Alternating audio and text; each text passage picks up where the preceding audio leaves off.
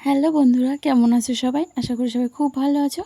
তো আজকে আমি একটা চিকেন রান্না করে দেখাবো আমি কিভাবে রান্না করি। সবসময় তো একরকম রান্না করি, আজকে একটু অন্য রকম আলাদা চিকেন রান্না করছি। তো চলো আমি কিভাবে রান্না করছি দেখে নাও। এখানে 1 কেজি মতো চিকেন আছে, ধুয়ে রেখেছি ভালোভাবে।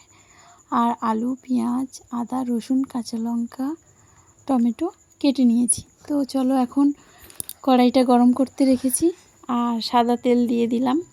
এবার ফোড়নে আমি শুকনো লঙ্কা কাটা দিয়েছি, একটা তেজপাতা, দারচিনি, এলাচ, লবঙ্গ আর জিরে আর পেঁয়াজ কুচি। তো এটা আমি হালকা লাল লাল ভেজে নেব। চলো আজকে রান্নাটা একটু আলাদা করছি, অন্য রকম। আমি সব সময় সব মশলা একসঙ্গে মিক্স করে মাংসটাকে মাখিয়ে তারপরে রান্না করি, আজকে একটু আলাদা করছি। তো এখন আমি আদা ঘষে দিয়ে দিলাম, কাঁচা লঙ্কা দিয়ে দিলাম। এরপরে আমি এগুলোকে হালকা ভেজে নেব। তারপরে আলু দিয়ে দেব। আলুটা কিন্তু আমি আগের থেকে ভেজে রাখিনি, কাঁচা আলুটা এর সঙ্গেই ভাজবো। ভাজতে ভাজতে এর সঙ্গেই কষে নেব। তো আমি এখন হলুদ, লঙ্কা পাউডার আর ধনিয়া পাউডার আর লবণ সব কিছু দিয়ে দিচ্ছি। এভাবে রান্না করলে খুব ভালো হয় বন্ধুরা, একবার করে দেখবে। এবার মশলাটা কিছুক্ষণ কষানোর পরে আমি মাংসটা দিয়ে দিলাম। তো এইভাবে রান্না করলে সত্যিই ভালো হয়। অনেকে ভাবছো যে মশলা আগে থেকে বানিয়ে নিইনি, তো এভাবে রান্না করলে কেমন লাগবে। এভাবে রান্না করলে সত্যি খুব ভালো লাগে। আমিও ফার্স্ট টাইম করেছিলাম, এত ভালো লেগেছিলো, তো আমি সেকেন্ড টাইম আবার করছি, সেই জন্য আমি তোমাদের সঙ্গে শেয়ার করছি।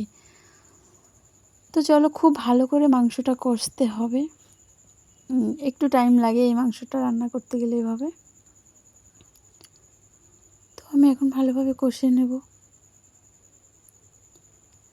তো দেখছো আমি কিছুক্ষণ এখন ঢেকে রাখবো। তারপর দেখো এরকম দেখতে হয়ে যাচ্ছে আস্তে আস্তে কালারটা। এখন আমি টমেটোটা দিয়ে দেব। দেখেছো বন্ধুরা, আমি কিন্তু রসুন এখনও পর্যন্ত মাংসতে দেইনি। রসুনটা দেব আরও কিছুটা, মাংসটা একটু সেদ্ধ হয়ে যাওয়ার পরে, ভালোভাবে কষানোর পরে আমি রসুনটা দেব। আমরা প্রথমত সবসময় রসুনটা আগেই দিই, আগে বলতে কি পেঁয়াজ আদা রসুন একসঙ্গে দিই। তো আমি কিন্তু সে সময় রসুনটা দিইনি। এখানে কিন্তু একটু গোলমরিচ আর একটু গরম মশলা আমি দিয়েছিলাম কষানোর সময়।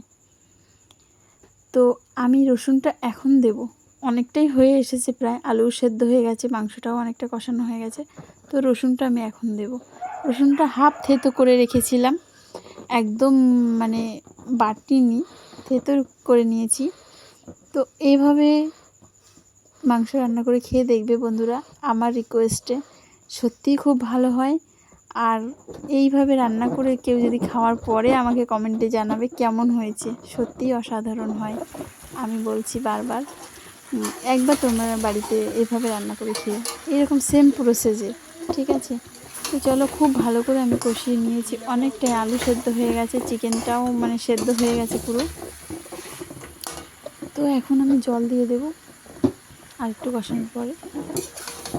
আর খুব ভালো গন্ধ আসছে, কিন্তু আমি কিন্তু আজকে এটা চিকেনটা গন্ধরাজ চিকেন রান্না করছি। তো এখন আমি চিকেনটায় জল দিয়ে দিয়েছি, এবার কিছুক্ষণ ফুটাবো, হয়ে গেলে তারপর লেবুটা কিন্তু আমি লাস্টে দেব। তো দেখছো এখন ফুটছে, হয়ে এসেছে প্রায় চিকেনটা আমার, আর কিছুক্ষণ সেদ্ধ হয়ে গেছে।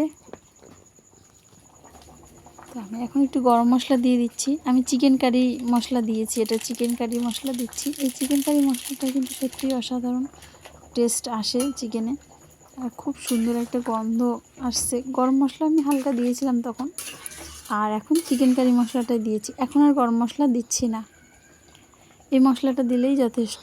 তো আমি এখন এই যে লেবুটা দেখছো, গন্ধরাজ লেবু, এটাকে একটু ঘষে নিয়ে দেব। এতে এত সুন্দর একটা গন্ধ আসে তরকারিতে, মাটনের মতো গন্ধটা আসে। কিন্তু চিকেন রান্না করছো কিন্তু খেতে মাটনের মতো একটা সেন্ট আসে। তো দেখো আমার চিকেন রান্না কমপ্লিট। আর চিকেনের কালারটা কিন্তু এমন এসেছে। আমি কিন্তু পাতলা ঝোল করেছি, গাঢ় ঘন ঝোলটা করিনি, কারণ পাতলা ঝোলটা গরমের সময় সত্যি ভালো লাগে। তো চলো, ভিডিওটা কেমন হলো অবশ্যই কমেন্টে জানিও সবাই।